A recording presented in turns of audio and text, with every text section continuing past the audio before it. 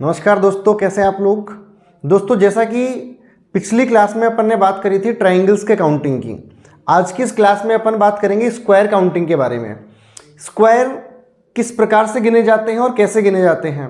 फिर से कह रहा हूं दोस्तों, बिल्कुल ऐसा तरीका बताऊंगा, ऐसा कंसेप्ट बताने वाला हूं कि आप चाहे कोई भी एग्जाम दे रहे हो, वहां अगर रीजनिंग पूछी जाती है, और रीजनिंग में ये टॉपिक तो पक्का आप जानते हो पूछा ही जाता है, तो इतना अच्छे से कंसेप्ट क्लियर हो जाएगा कि चाहे कैसा भी क्वेश्चन आ जाए आप करके छोड़ोगे उसको, और सेकंडों में करके छोड़ोगे।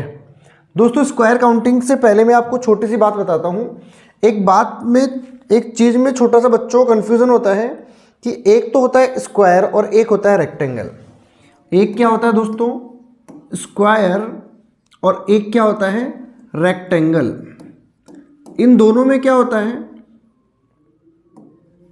एक तो काउंटिंग में बच्चे समझ लेते हैं सेम, कि दोनों को सेम तरीके से ही काउंट कर सकते हैं, लेकिन ऐसा नहीं हो सकता है।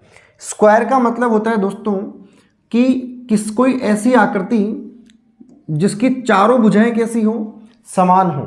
जनरली आप केवल इतना पढ़ो, फिगर काउंटिंग में आपको इतना ही पढ़ना है कि स्क्वायर या वर्ग उसको बोलेंगे जिसकी चारों भुजाएं कैसी हो, बराबर हो, और रेक्टेंगल उसको बोलेंगे जिसकी आमने सामने की भुजाएं बराबर हो। ध्यान रखना दोस्तों, एक स्क्वायर हमेशा रेक्टेंगल होता है, लेकिन एक रेक्टेंगल हमेशा स्क्वायर हो यह जरूरी नहीं है। कैसे? रेक्टेंगल की मैंने आपको प्रॉपर्टी बताई कि आमने सामने की भुजाएं बराबर होती है, स्क्वायर की भुजाएं, चारों भुजाएं बराबर होती है। आप ये बताओ, जब चारों भुजाएं बराबर है तो ऑब्वियसली आमने सामने की भुजाएं भी क्या होंगी, बराबर होगी। तो इस बेस पर हम ये कह सकते हैं कि जितने भी स्क्वायर होते हैं वो क्या होते हैं, रेक्टेंगल। लेकिन सारे रेक्टेंगल स्क्वायर हो यह आवश्यक नहीं है। और दूसरी बात यह दोस्तों कि सभी को काउंट करने का तरीका अलग अलग है, मतलब स्क्वायर को अलग तरीके से काउंट करेंगे और रेक्टेंगल्स को अलग टाइप से काउंट करेंगे। सबसे पहले मैं आपको बताता हूं दोस्तों एक छोटी सी बात। आप अगर इस चीज को इस तरह से पढ़ोगे, जैसे मैं आपको बता दूं, मान लो आपके पास ये कोई स्क्वायर है, तो आप क्या कहोगे दोस्तों, ये एक ही स्क्वायर है। या मैं शेप ले लेता हूं उसकी, है ना।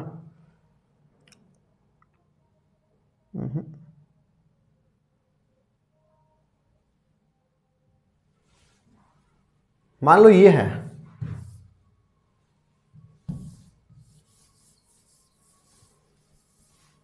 ठीक है, ये अपन ने एक स्क्वायर ले लिया।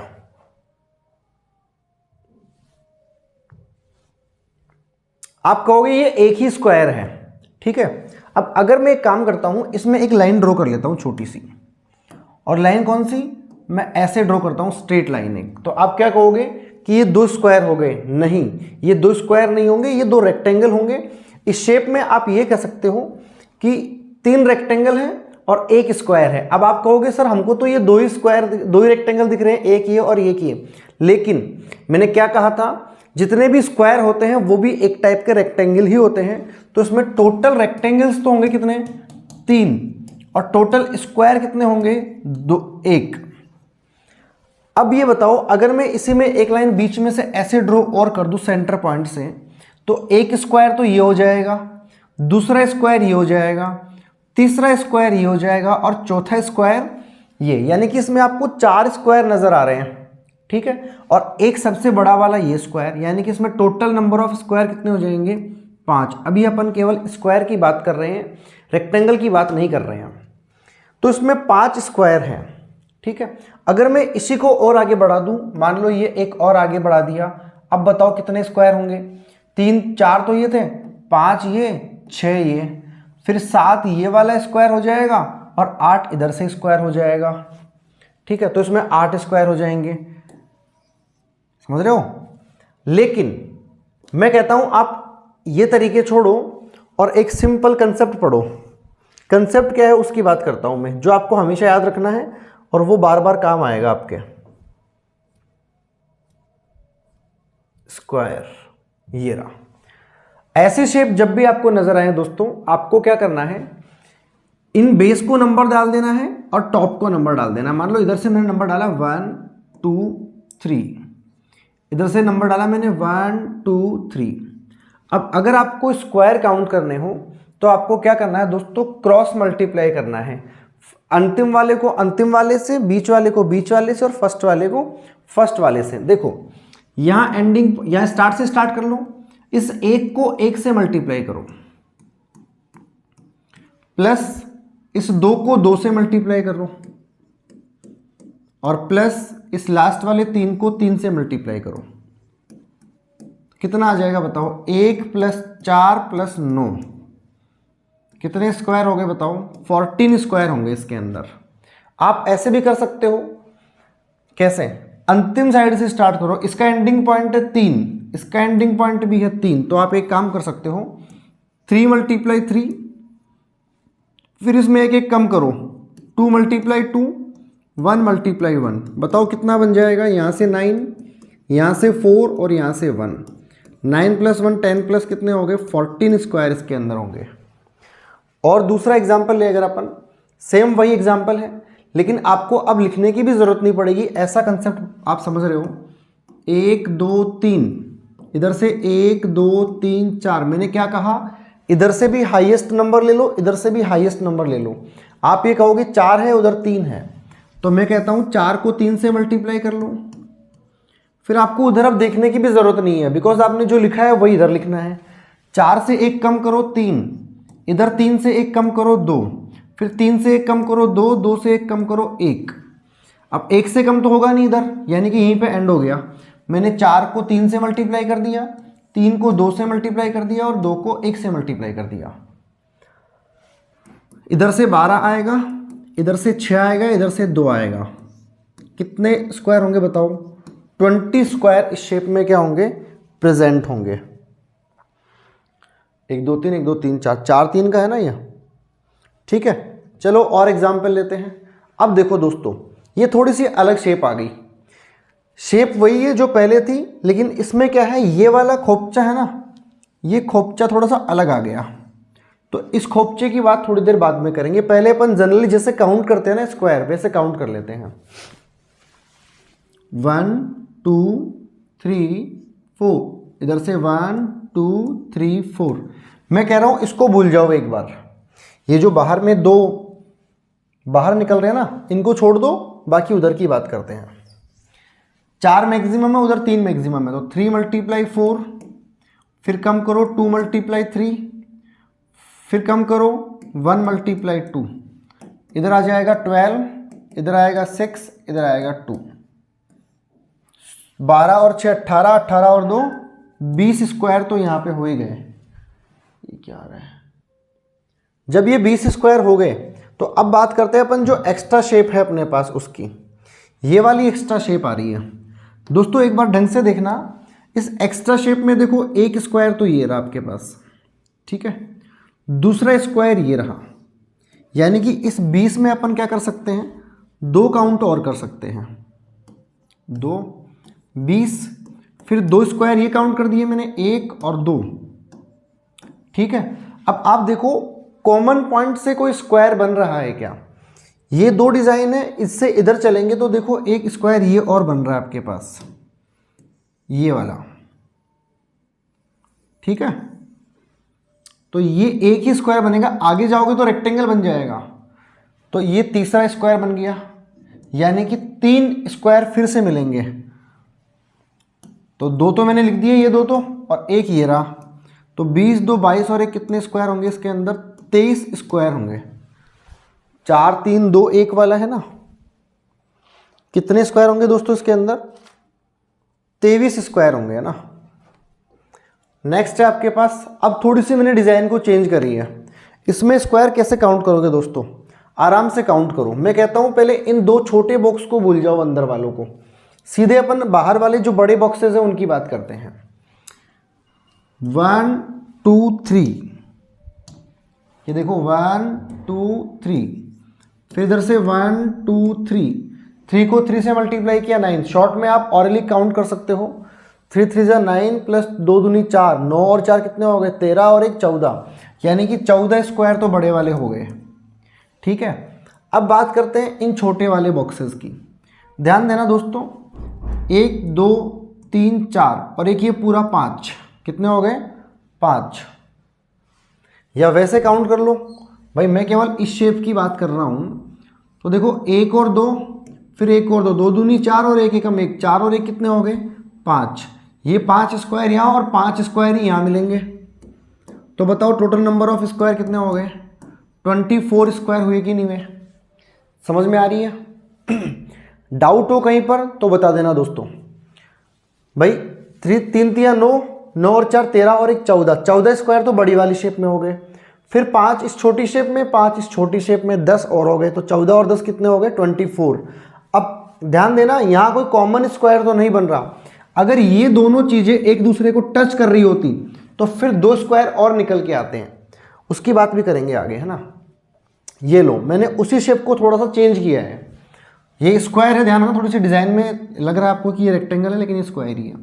मैंने क्या कहा था 3, फिर 1 2 3, 3 3 9, 4 और 1 14 तो ये हो जाएंगे। अब ध्यान दो, मैंने कहा था इस शेप में 5 थे और इस शेप के अंदर भी 5 थे, तो 10 24 तो अपने पास आ ही रहे थे। अब ध्यान दो, जब ये दोनों शेप एक दूसरे से टच हो गई तो एक छोटा स्क्वायर यहां निकल के आ रहा है और एक छोटा स्क्वायर यहां निकल के आ रहा है। ठीक है, तो 2 स्क्वायर और हो जाएंगे। बताओ कितने हो गए 26 स्क्वायर इसके अंदर प्रेजेंट है। ठीक है, नेक्स्ट बात करते हैं। और थोड़ी सी मैंने शेप को जटिल बनाने का प्रयास किया है। आराम से देखोगे तो सब कुछ समझ में आ जाएगा दोस्तों। थोड़ा सा टिपिकल लग रहा होगा आपको, लेकिन इजीली काउंट करेंगे। 1 2 3 4, कोई बहुत बड़ी रॉकेट साइंस है नहीं इसके अंदर। ठीक है, तो कैसे काउंट करोगे बताओ। 4 चौक 16, 3 तिया 9, 4 और 1। भाई 4 को 4 से काउंट मल्टीप्लाई किया 16, फिर 3 तिया 9, 2 दूनी 4 और 1 एकम 1। 16 और 4 20 और 9 29 और 1 30, तो ये हो गए दोस्तों। अब छोटों की बात करते हैं। देखो मैंने कहा था इस शेप में 5 होते हैं, 5 यहाँ 5 यहाँ, 15 ये हो गए। ठीक है, अब देखो इन दोनों कॉमन शेप से एक तो ये वाला बन रहा है और दूसरा ये वाला स्क्वायर। ठीक है, एक ये वाला स्क्वायर और एक ये वाला स्क्वायर, तो 4 स्क्वायर और बनेंगे। 30 15 कितने हो गए 45 और 4 49 स्क्वायर इसमें हो जाएंगे। कितने हो जाएंगे 49 स्क्वायर। ठीक है, ये था दोस्तों स्क्वायर काउंटिंग का मेथड। अब इसमें क्वेश्चन और कैसे कैसे पूछे जाते हैं उसके लिए आपको नेक्स्ट वीडियो का इंतजार करना पड़ेगा।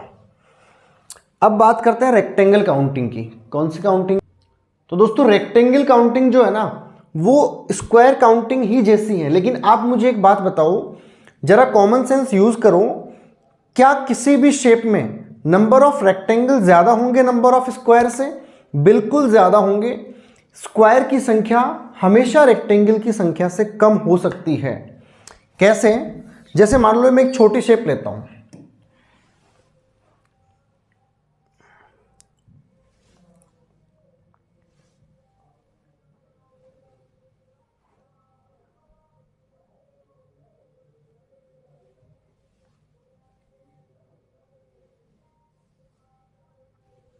ठीक है।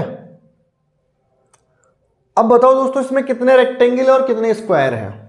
आप कहोगे स्क्वायर तो हमको एक बड़ा वाला एक ही नजर आ रहा है, लेकिन रेक्टेंगल देखो 1 2, फिर ये पूरा 3, फिर ये पूरा 4, ये पूरा 5 और ये पूरा 6। 6 इसके अंदर क्या हो गए 6 रेक्टेंगल हैं और केवल एक स्क्वायर है।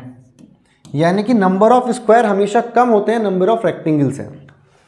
तो अब रेक्टेंगल काउंट करने का भी एक छोटा सा मेथड है, बहुत इजी कंसेप्ट है, ज़्यादा दिमाग नहीं लगाना पड़ेगा आपको। जैसे आपने स्क्वायर काउंट किए थे कुछ वैसे ही रेक्टेंगल काउंट करने हैं, लेकिन रेक्टेंगल काउंट करने के लिए दोस्तों स्क्वायर काउंट करने से थोड़ा सा अलग प्रोसेस है। जैसे अपन स्क्वायर काउंटिंग में यहाँ नंबरिंग दिया करते थे वैसे नंबरिंग दे दो 1 2 3 बस, ठीक है। अब स्क्वायर में क्या करते थे अपन, इनको क्रॉस मल्टीप्लाई करते थे, 3 को 3 से मल्टीप्लाई करते थे, फिर 2 को 2 से मल्टीप्लाई करते थे और 1 को 1 से मल्टीप्लाई करते थे। लेकिन रेक्टेंगल काउंटिंग में क्या करना है आपको, इन सबको ऐड करना है, 1 2 और 3 इनको जोड़ दो, 3 2 5 और 1 6, इधर जोड़ोगे ना इन दोनों तीनों को तो भी क्या मिलेगा आपको 6 मिलेगा। अब ये जो इधर से 6 मिल रहा है उसको उधर वाले 6 से मल्टीप्लाई कर दो, 36 रेक्टेंगल होंगे इसमें। बहुत इजी कंसेप्ट लग रहा है, मेरे ख्याल से कोई बहुत बड़ी चीज़ नहीं है इसके अंदर। आप आराम से इजीली क्या काउंट कर सकते हो, रेक्टेंगल काउंट कर सकते हो। इसमें देखो दोस्तों 1 2 3 4 और ये 5, इन सबको ऐड करो, 5 4 9 और 3 12 और 2 14 और 1 15। इधर लगाओगे तो 1 और 2 2 और 1 3, 3 को मल्टीप्लाई करो 15 से, यानी कि 45। 15 मल्टीप्लाई 3, बताओ कितने आ जाएंगे, 45 रेक्टेंगल इसमें आ जाएंगे।